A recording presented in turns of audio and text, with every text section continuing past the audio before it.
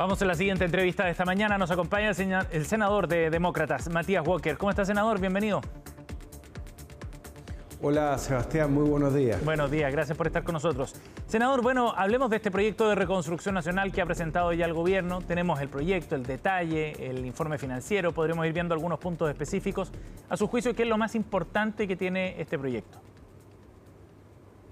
Bueno, yo creo que cumple dos objetivos. Desde luego, financiar la reconstrucción de las regiones de Valparaíso, del Biobío, de Ñuble, después de los incendios. Lo ha dicho el propio ministro de Vivienda. Se necesitan estos recursos ya, en el mes de abril, para acelerar la reconstrucción. Y yo creo que apunta en la dirección correcta respecto a la necesidad de volver a dinamizar la economía, volver a generar empleo, que Chile vuelva a crecer. Cuando Chile más creció es cuando más recaudó en los gobiernos de la concertación y también en el gobierno del presidente Piñera. Las pymes necesitan hoy día una inyección de recursos que al mismo tiempo incentive el empleo formal. De allí que este crédito del 15% para la contratación de empleo formal, que además va a ir a ayudar a la caja de las pymes, ¿no? Que generan el 85% del empleo. Más bien un 85% de los beneficiarios de esta medida son pymes y se van a ver beneficiados porque se va a imputar a los PPM, a las declaraciones de IVA. Creo que va en la dirección correcta. Senador, va en la dirección correcta, dice usted, pero esto también no está garantizado, digamos, el resultado de una apuesta como esta, y es una de las críticas que se plantean desde sectores opositores. Es decir, que las medidas que se están adoptando no garantizan que efectivamente haya más crecimiento y se reactive la economía a mediano y largo plazo. ¿Usted tiene esas mismas aprensiones? ¿Cree que le falta algo al proyecto en ese sentido? No, yo creo que se ha demostrado que la reforma tributaria del año 2014 del ministro Alberto Arenas, que yo voté a favor de buena fe porque todos queríamos financiar la gratuidad en materia de educación superior, primero no logró recaudar lo que pretendía, eso es un hecho. Chile siguió aumentando su deuda estos 12 años y al mismo tiempo el resultado es que crecimos los últimos 12 años a un promedio del 2%. Hoy día tenemos 850.000 chilenos y chilenas desempleados. El número de familias viviendo en campamentos ha aumentado de 30.000 a 120.000. Entonces, obviamente hay que cambiar la estrategia y volver a la estrategia que Chile tuvo en los gobiernos del presidente Elwin, el presidente Frei, el presidente Lago, el primer gobierno de la presidenta Bachelet y la primera administración del presidente Piñera, cuando Chile creció a un promedio del 5%, logró generar empleo, logró ser competitivo a nivel internacional y logró recaudar, ¿no? El presidente Frei siempre lo dice, yo no hice ninguna reforma tributaria, nunca aumenté los impuestos, y nunca hemos recaudado más, ¿no? Porque en los primeros 4 años de su gobierno crecimos a tasas del 7 y el 8%. Y eso tiene que ir acompañado, como lo propusimos junto con la diputada Johanna Pérez, presidenta de Demócratas, de mantener el régimen preferente PYME del 12,5%, que es una cuestión que el gobierno, en la conversación que tuvimos con el ministro Quirós y el ministro García y el ministro anterior, señalaron que van a acoger, pero al mismo tiempo, usted me preguntaba, Sebastián, qué es lo que falta, ¿no?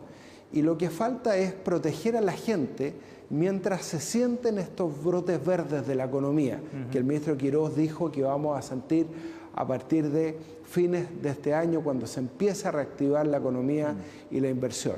Y la fórmula concreta que hemos propuesto es aplicar el bolsillo familiar electrónico, que es un instrumento que ya existe, que permite hacer transferencias directas a la gente de su cuenta RUT, aumentar el monto de esas transferencias directas, la cobertura, no solamente al 40% más vulnerable, sino también a las familias de clase media que lo están pasando muy mal con el alza de los combustibles. ¿Eso se trata de una suerte de bono? ¿Por qué tiempo sería? Lo que pasa es que eso ya existe y es la modalidad a través de la cual se está entregando, por ejemplo, el bono de 100.000 pesos de subsidio a los combustibles.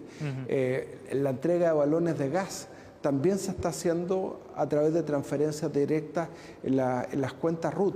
Lo que nosotros hemos planteado es que mientras dure el invierno, ¿no? Un invierno que va a ser duro, pensemos en el alza del precio de la parafina, porque estos efectos en la reactivación económica no se van a sentir de inmediato, pueden sentirse en las expectativas, ¿no? Obviamente la apuesta del gobierno es que antes de que se despache el proyecto en septiembre, que es la meta, exista un incentivo a la inversión, a la generación de empleo, ¿no? También por la medida de invariabilidad tributaria.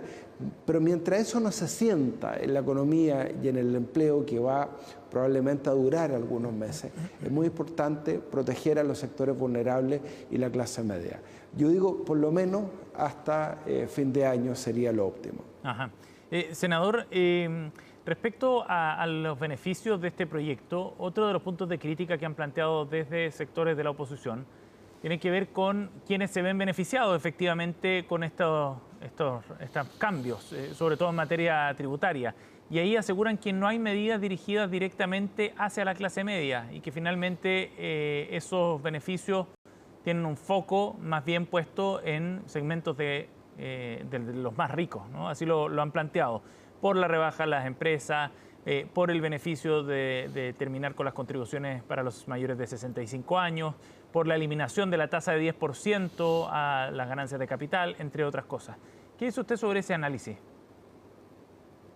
Dos cosas. Primero, que yo creo que la medida del crédito del 15% a las empresas para la contratación de empleo formal sí va a ayudar a la clase media y a los sectores más vulnerables. En mi región, que es la región de Coquimbo, se van a ver beneficiados 100.000 trabajadores. En otras regiones como la región metropolitana entiendo que son más de 2 millones. Hay un análisis de cuántos trabajadores se van a beneficiar con estas medidas. Si bien la mejor política social es el empleo, hemos propuesto, por lo mismo, que esto vaya acompañado de medidas como el bolsillo familiar electrónico y extenderlo a la clase media. ¿Por qué? Porque el bolsillo familiar electrónico, que es una buena política pública que ya existe, el Ministerio de Desarrollo Social tiene las bases de datos, como sabemos, Sebastián, permite devolverle a las familias más vulnerables y de clase media lo que gastan en IVA todos los meses, en medicamentos, en alimentos, en parafina, en productos de primera necesidad.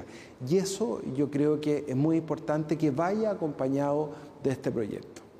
Senador, ayer conocíamos el informe financiero de este proyecto, ¿cierto? Y en ese informe el gobierno hace una proyección donde asume que por los primeros 6 años al menos esta reforma va a generar menor recaudación para el Estado, o sea, un déficit profundizado, al menos en esa primera etapa. Recién hacia el año 10 de implementada la reforma, se empezarían a ver los beneficios de la mayor recaudación por vía de crecimiento económico.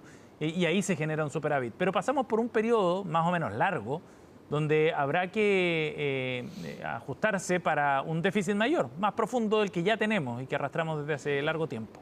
¿Le preocupa ese punto? Me preocupa, pero también nos ocupa, porque yo creo que la ciudadanía espera de los parlamentarios que no solamente hagamos críticas, sino que hagamos propuestas. Yo le hice una propuesta concreta al ministro de Hacienda, Jorge Quirós.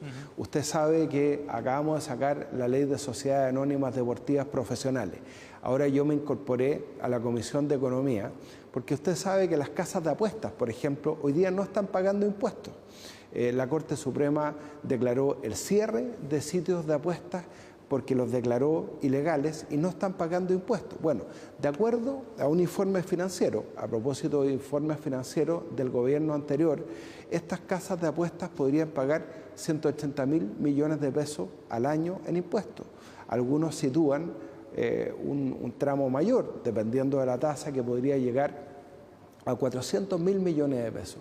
Entonces, bueno, hay formas concretas cuando el gobierno también propone la repatriación de capitales que se hizo en el gobierno de la presidenta Bachelet con una tasa de un 8%, ahora se propone un 10%, eso también va a permitir recaudación. El establecer una ventana para que se puedan retirar utilidades del FUT y paguen impuestos, también es una medida que podría recaudar en el corto plazo. Entonces yo hago un llamado a todos los colegas a no quedarse solamente en las críticas, tomemos lápiz y papel y hagamos también propuestas. Hay una propuesta concreta, que las apuestas online paguen impuestos y obviamente avanzando en su regulación, prohibir el acceso a los menores de edad, conocer los beneficiarios finales. Senador, Fíjese, tenemos una casa de apuestas con sede en Aragua que nadie sabe a quién pertenece. Sí, bueno, claro. Senador, al igual como lo hicimos en la Ley de Sociedades Anónimas Deportivas. Para que quede muy claro, antes de que se nos vaya el tiempo, de todas maneras, entonces, ¿usted cree que hay que buscar formas de compensar la menor recaudación que va a generar este proyecto? Por supuesto, y esa es la tarea del Congreso. Okay. Si para eso estamos, para legislar. No tenemos iniciativa en materia de gasto, pero podemos hacer propuestas. Ahí yo le doy una concreta. El senador Matías Walker ha estado con nosotros esta mañana aquí en CNN Chile Radio. Senador, muy amable, gracias por su tiempo. Muchas gracias, Sebastián. Gracias, buenos días.